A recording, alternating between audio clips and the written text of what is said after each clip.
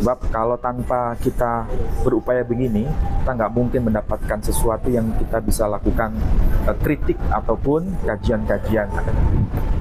Tidak asal. Nah, tidak asal. Baik, ada 2 poin.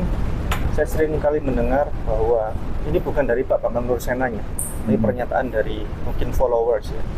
Followers yang sering kali menyampaikan di kolom-kolom komentar biasanya. Tidak ada yang berani berdebat dengan Bapak Pendeta Bambang Nursena. Oh, saya datang ke sini dalam rangka untuk bertemu dengan beliau. Ingin menyampaikan barangkali jikalau berkenan untuk diskusi dialog begitu, monggo kapan Oh, gitu kan, sangat-sangat berkenan saya. Kenapa ini dalam rangka mendidik para generasi Gen Z supaya tidak alergi dengan kritik. Al-Quran bagaimanapun juga boleh untuk dijadikan bahan riset, apapun itu. Apalagi kita nggak mungkin berada di ruang tertutup sekarang. Dunia sudah terbuka lebar. Apapun yang dilakukan oleh non-muslim ataupun muslim, kita bisa dialogkan bersama, tapi dengan cara arif, bijak, tidak ada umpatan, tidak ada diskriminasi, tidak ada persekusi, tapi semua dikembangkan dalam konteks riset kajian akademik.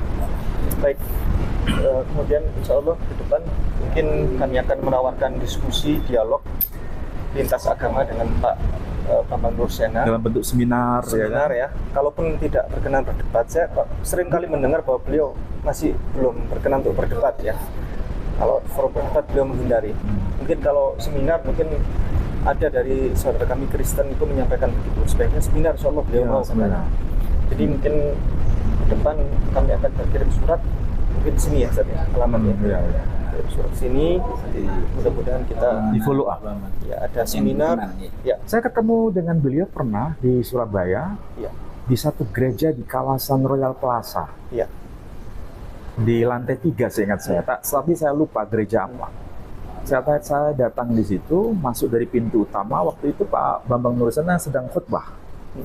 Dan sepertinya beliau itu tahu saya datang di situ. Saya berdiri posisinya dan saya berada persis di hadapan beliau, tapi di depan pintu gerbang gereja itu. Setelah itu beliau membicarakan sesuatu, banyak hal, dan beliau turun. Saya tetap posisi di situ. Nampaknya beliau keluar dari pintu yang sebelah beliau khutbah. Kemudian memutar, kemudian nyamperin saya, dan saya dipeluk, saya juga meluk. Jadi sebetulnya nggak ada beban, dan saling tanya kabar gimana, fresh, sama akademisi, nggak ada masalah, tidak ada hujat-hujatan di situ, tidak ada langsung. Justru yang agak kepo jemaat yang hadir, kok bisa ketemu, padahal nggak pernah janjian, dan sebagainya. Baik, satu poin lagi. Nanti ditambahi sama Ustaz Dr. Ahmad Lutfi juga bahwa Pak Bambang Nursena itu seringkali beliau menyatakan bahwa tidak ada prasasti atau data sejarah yang menyatakan bahwa nabi-nabi, para nabi dan rasul itu beragama Muslim. Beliau selalu menyatakan, silakan cari aja, nggak ketemu prasasti atau data sejarah bahwa para nabi dan rasul itu muslim. Nah, itu bagaimana, Ustaz? Ya, kalau itu dipahami secara sederhana, memang jawabannya tidak ada. Karena memang para nabi itu mereka bicara bukan dalam satu bahasa. Karena istilah Islam itu kan bahasa Arab.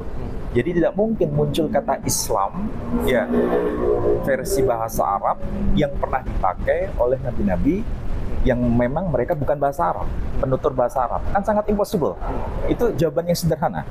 Terus yang kedua, kalau seandainya dikatakan bahwa memang tidak ada prasasti yang menyebutkan para nabi itu beragama Islam, kita pun juga bertanya, apakah betul nabi-nabi sebelumnya itu tidak mengajarkan Taurat sebelum Taurat yang dibawa oleh Musa? Pertanyaannya sekarang itu harus bisa dijawab. Ternyata dalam manuskrip The Dead Sea Scroll, kita bisa baca itu dalam Sefer Bereshit, Abraham itu mempunyai apa yang disebut Taurotai. Taurotai itu Taurat-Tauratku. Apakah Nabi Ibrahim beragama Yahudi Ya. dan menerima kitab Taurat seperti yang belum dimaksud ada. Tauratnya Yahudi Nabi Musa? belum ada. Kan bukan. Jadi yang dimaksud di situ Taurat itu adalah hukum. Sebagaimana kalau kita bertanya apakah Nabi Ibrahim itu beragama Islam? Ya. Dalam konteks ini bukan beragama Islam yang dibawa oleh Nabi Muhammad SAW, tapi merujuk pada tunduk patuh pada ketentuan hukum Allah. Jadi intinya istilah Taurat sebelum turunnya Taurat Nabi Musa dan istilah Islam sebelum Islamnya Nabi Muhammad SAW itu maksudnya tunduk patuh pada hukum Allah, hukum Tuhan. Sudah, itu makna generik. Nanti itu kita bisa bahas dalam konteks diskusi akademik. Itu sangat-sangat penting bagi mereka yang Muslim maupun bagi mereka yang Kristiani. Karena beliau terlalu dosen ya, terlalu dosen. Ya.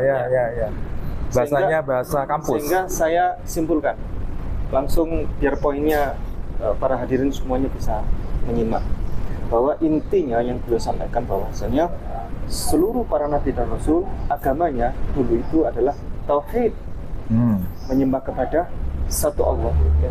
Menyembah satu sesembahan, yakni Allah Subhanahu wa taala, Dan tunduk patuh pada hukum Tuhan. pada hukum Tuhan, hukum Allah. Dan kepada Pak Pendeta Bambang Nursena, ini saya kembalikan. Saya siap masuk Kristen kalau Pak Pendeta Bambang Nursena bisa menunjukkan satu saja prasasti atau data sejarah yang menunjukkan bahwa para nabi dan rasul itu menyembah Yesus Kristus.